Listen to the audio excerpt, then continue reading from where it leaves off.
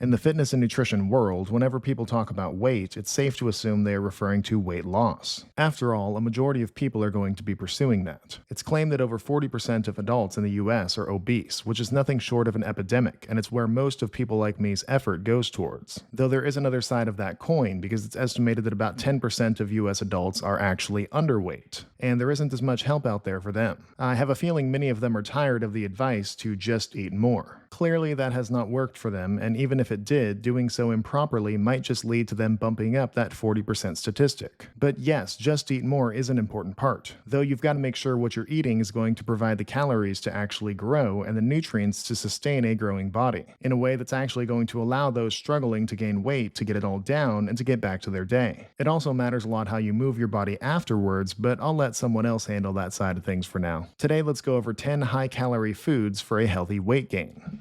Probably the most obvious set of foods for this topic is nut butters, and the reasoning is not complicated. They are very high in calories, containing notable amounts of olive protein, fat, and carbs, and they are easy to consume in larger amounts. Their fats are considered healthy when not overeaten, mainly consisting of monounsaturated fats followed by polyunsaturated fats. These are good to get because many accessible weight gain foods are more saturated fat forward. Nut butters also come packing other essential nutrients that are not in many high-fat foods: fiber, copper, magnesium, zinc, B vitamins, and often even iron, calcium, and vitamin E. Now, nuts themselves are a great choice too. Obviously, their nutrient composition should be pretty similar since the ideal nut butter has only one ingredient. But for the purposes of gaining weight, I'm inclined to say nut butters are even better. The process to make them breaks down their structure, so the calories are easier absorbed by the body. That, and the fact that you usually eat whole nuts just on their own, while nut butters are an easy, flavorful way to add calories to many dishes. Smoothies, shakes, fruit, bread, yogurt, oatmeal, many foods that are just already commonly eaten. If you're trying to gain weight and your body isn't intolerant to nuts, you should always have a jar of this in the house.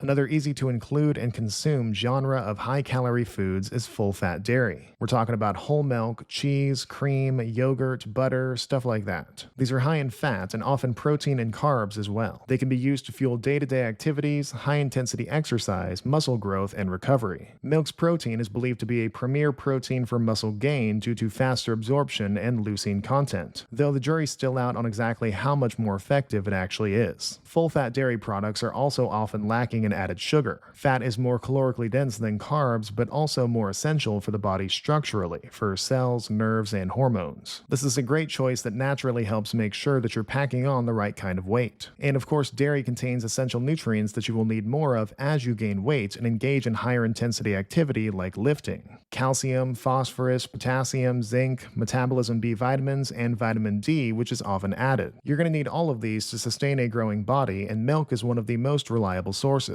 And assuming your body doesn't react negatively to it, the various types of fatty dairy are some of the easiest to incorporate foods on a regular basis.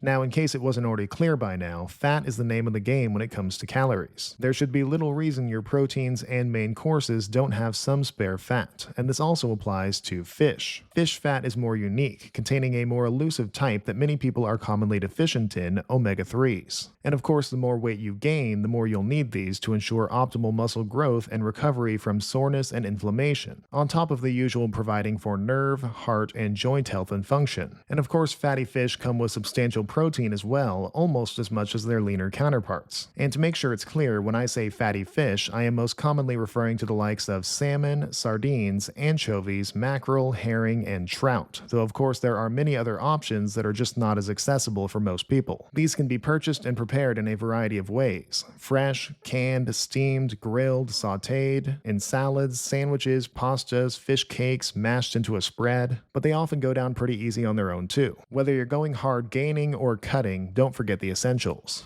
I've spent a lot of time on this channel having nothing good to say about white rice, in large part because its simplicity can contribute to unwanted weight gain. But when weight gain becomes the goal, suddenly it can find a place. It's a cheap and convenient carb source that can provide a substantial amount of calories in one sitting. It can also be great as a base to top with other calorically dense foods: meat, fish, nuts, avocado, cheese, sauces, etc. But let's be honest, the main reason it's on here is because of the same reason that it's been used by bodybuilders for years: it being being a simple carb can make it inferior during standard meals when you're trying to increase satiety and have your meal provide longer-term energy. But it becomes immensely useful when you need something quickly and easily digested for fast and accessible energy for exercise and fast replenishing of glycogen stores in muscles post-exercise. The lower fiber and lack of nutrients actually works in its favor here. To me, this is a perfect example of how hard it is to objectively judge food because their usefulness can often be dependent on the situation.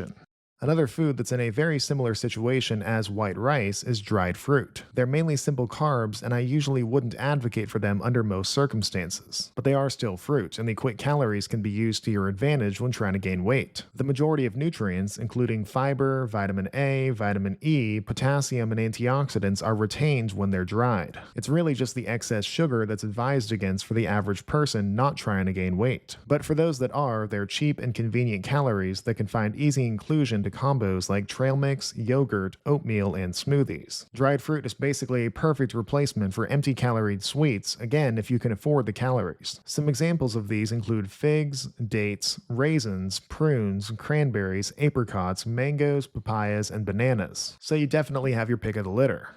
Arguably a very obvious selection for this video was red meat, but since everybody already knew that, let's give the spotlight to a viable alternative, dark meat poultry. Chicken thighs, turkey thighs, duck, stuff like that. It's the often forgotten counterpart to leaner white meat, which is generally less useful when trying to pack on weight. Dark meat is often even more fatty and caloric than many cuts of red meat, while realistically being just shy of its protein content, with comparable levels of other nutrients: copper, iron, phosphorus, selenium, zinc, and B vitamins, all of which you don't want to underconsume with a growing body. Another significant advantage of dark meat is that it's usually noticeably cheaper than red meat and even white meat pound for pound, which the cost can add up. Arguably the most important point, though, is that dark meat gives you a whole other world of recipe possibilities with an entirely new palette that I just don't think most people consider. And even if they do, there seems to be some sort of stigma against how effective it is. But remember that just like with weight loss, consistency is the key to gaining weight, and having more viable options in your tool belt is never a bad thing. And since we're already on the dark side, another seemingly suboptimal food that gains a whole new role is dark chocolate, a very calorically dense food with notable amounts of all three macronutrients that is again very easy to consume in larger amounts. Remember, to qualify as dark chocolate, it must be at least 70% cocoa solids. Because of this, dark chocolate is actually more calorically dense than milk chocolate, as it has more fat than sugar, and fat contains over twice as many calories per gram. And these are far from empty calories too, as dark chocolate is notoriously nutrient-rich, higher in fiber, copper, iron, magnesium, zinc, and potassium. And it's also loaded with flavanol and catechin antioxidants. And dark chocolate naturally goes with other high-calorie staples like granola, trail mix, and the aforementioned nut butters. But it's also easy to consume on its own, very satisfying to curb certain cravings to ensure you don't start packing on too many of the wrong kind of pounds.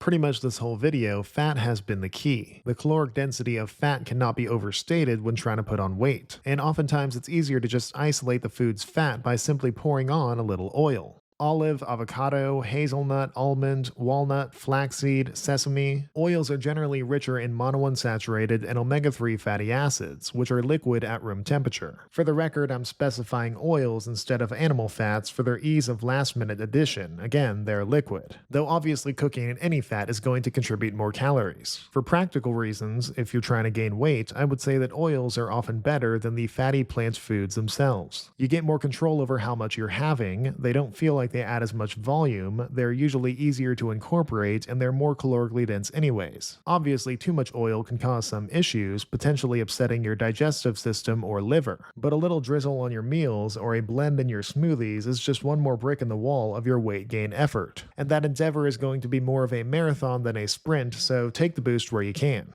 Now, I'll admit, I don't think this next one really qualifies as a food, but it's creatine. That being said, I think talking about it will be more useful than just another high-calorie food that you'd likely figure out on your own if you're taking this whole weight gain thing seriously. Anyway, creatine is not a food, it's a compound that your body naturally makes from amino acids, though usually not enough to reap all the benefits of it. So it's most commonly thought of as a supplement. Creatine in practice is a stored form of energy mostly found in your muscles. It allows for improved exercise performance performance and results by a variety of means. Given that resistance training will likely be a part of your weight gain endeavor, creatine's simple inclusion feels like a no-brainer. And speaking of the brain, creatine is proven more every day that it has brain benefits as well, both in the moment function and long-term preservation. Though for the purposes of gaining weight, creatine is just another component you're likely under-consuming during a process where you could really benefit from it even more than usual. But I don't feel the need to go too in-depth about it here. If you want to know more, I've got a whole video about creatine that I'll link in the description. And last up, I've been mentioning them all video, noting which foods you can easily blend into them, as there may be no better solution to weight gain than cramming a bunch of high protein and high calorie ingredients into your blender for a smoothie. I've been preaching for a while that liquid calories are easier to consume. Usually I say this as a bad thing, like how easy it is to consume sugar in soda or fruit juice. But as with many principles of nutrition, there are scenarios where this can be flipped on its head and used to your advantage. Now, I'm not saying you should throw everything we've discussed into that blender. The thought of liquefied fish and turkey legs is enough to make me gag. But your options for blending are vast. Whole milk, coconut milk, whey powder, yogurt, kefir, nut butters, seeds, oils, oats, avocado, honey, syrup, chocolate, dried fruits, banana, mango, berries, spinach, kale, even your creatine. Obviously not all of those at once, but you can mix and match for so many different flavors. This might honestly be my most important piece of advice. If you're trying to gain weight, liquefy something literally every day. Overall, I would say that just like weight loss, weight gain is not especially complicated, but it does take an understanding of what to put into and what to do with your body. Prioritizing the right stuff, protein to grow the right kind of weight, foods that'll allow you to eat enough calories without triggering premature feelings of fullness, foods that will provide you with the energy to move in ways that are conducive to growth, and understanding that as you gain, you're going to need more of all the basic elements that maintain a healthy body. Same with anything else, it's going to take patience, consistency, and a true belief in the reason as to why you're doing it. Now, if you enjoyed this video, or at the very least learned something, I encourage you to subscribe, as I have plenty more of these on the way. I also encourage you to share it with someone who you think might find it useful or interesting. Go ahead and let me know down in the comments what other topics would fit this 10 food style, and remember that all I ask is that you do your own research and advocate for your body. You only get the one.